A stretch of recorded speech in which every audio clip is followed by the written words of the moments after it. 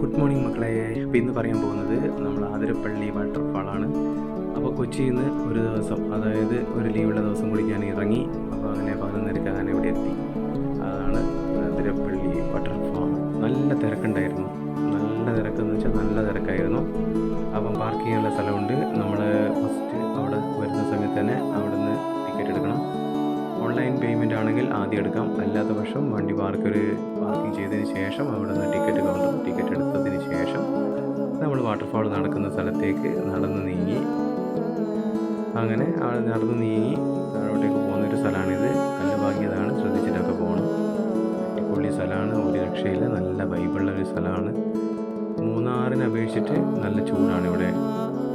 Okay, എന്തൊരു സുന്ദരമായ സ്ഥലം, അടിപൊളിയാണ്, ഒരു രക്ഷയില്ല, പറയാൻ വാക്കുകളില്ല, അത്രയും സുന്ദരമാണ്, ഒരു രക്ഷയില്ലാത്ത സ്ഥലമാണ്.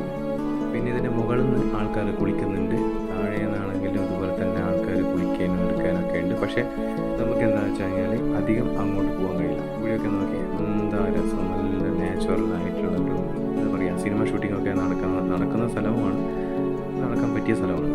നല്ലൊരു അടിപൊളി അറ്റ്മോസ്ഫിയറാണ് നമുക്കിവിടെ കിട്ടുന്നത്. അപ്പോൾ ഇവിടുന്ന് നേരെ എന്ത് ചെയ്യാന്ന് വെച്ച് കഴിഞ്ഞാൽ ഇതുവഴി നമുക്ക് സൂക്ഷിച്ചിട്ട് നോക്കിയ വ്യൂ നോക്കിയേ, അടിപൊളിയാണ്, ഒരു രക്ഷയില്ല. അപ്പോൾ ഇനിയിപ്പോൾ നമുക്ക് ഇതാ പറയാനുള്ളത്, ഇതാ കാണുന്ന ആ വാട്ടർഫാൾ, അത് താഴേക്ക് പതിക്കുന്ന വെള്ളമുണ്ടല്ലോ, ആ ഭാഗത്തേക്ക് പ്രവേശനം ഉണ്ടാവില്ല.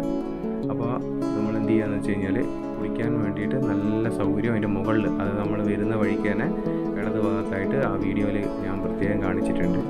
ആ വീഡിയോയിൽ കാണുന്ന ആ വെള്ളത്തിൽ വെച്ചിട്ട് ഒരുപാട് ആൾക്കാർ കുളിക്കുന്നത് കണ്ടിട്ടുണ്ട്. അപ്പോൾ അവിടെ വെച്ചിട്ട് നമുക്ക് കുളിക്കാം. ഇതൊക്കെ നോക്കിയാൽ നല്ല എന്താ രസം. ഈ പറഞ്ഞ എല്ലാ ഭാഗത്തും വെച്ചിരിക്കുന്നത് കറക്റ്റായിട്ട് നോക്കിയതിന് ശേഷം മാത്രമേ നമുക്ക് അങ്ങോട്ട് കടക്കാൻ പറ്റൂ. ഇല്ലെങ്കിൽ ഊരി വീണ് കഴിഞ്ഞാൽ പിന്നെ രക്ഷ ഉണ്ടാകത്തില്ല. അതുപോലെ തന്നെ നടന്ന് താഴോട്ട് ഇറങ്ങി അതുപോലെ തന്നെ മുകളിലോട്ട് കയറണം. ഇറങ്ങാൻ സ്പീഡിൽ പറ്റുന്ന ആൾക്കാർക്കുണ്ടാവും. പിന്നെ തിരിച്ചു വരുന്ന സമയത്ത് നമുക്ക് ഹാങ്ങിങ് ബ്രിഡ്ജിലേക്കാണ് പോകേണ്ടത്. അപ്പോൾ അതുവഴിയുള്ള ഫസ്റ്റ് ബ്രിഡ്ജാണിത്. ഹാങ്ങിങ് ബ്രിഡ്ജ് എന്ന് ഉദ്ദേശിക്കുന്നത് നമ്മൾ വരുന്ന വഴിക്ക്, അതായത് അതിരപ്പള്ളിയിൽ നിന്ന് കൊച്ചിയിലേക്ക് പോകുന്ന വഴിക്കാണ് ഈ ബ്രിഡ്ജ് ഉണ്ടാവുക. ഇത് കടന്നിട്ട് വേണം നമ്മൾ നേരെ കൊച്ചിയിലോട്ട് പോകാൻ. ആ കൊച്ചിയിലോട്ട് പോകുന്ന വഴിക്ക് നമുക്ക് അവിടെ ഒരു ഹാങ്ങിങ് ബ്രിഡ്ജ് ഉണ്ട്. ആ ഹാങ്ങിങ് ബ്രിഡ്ജിലേക്കാണ് ഇനി അടുത്ത പോകുന്നത്. ഓക്കെ, നമുക്ക് അവിടെ വെച്ച് കാണാം.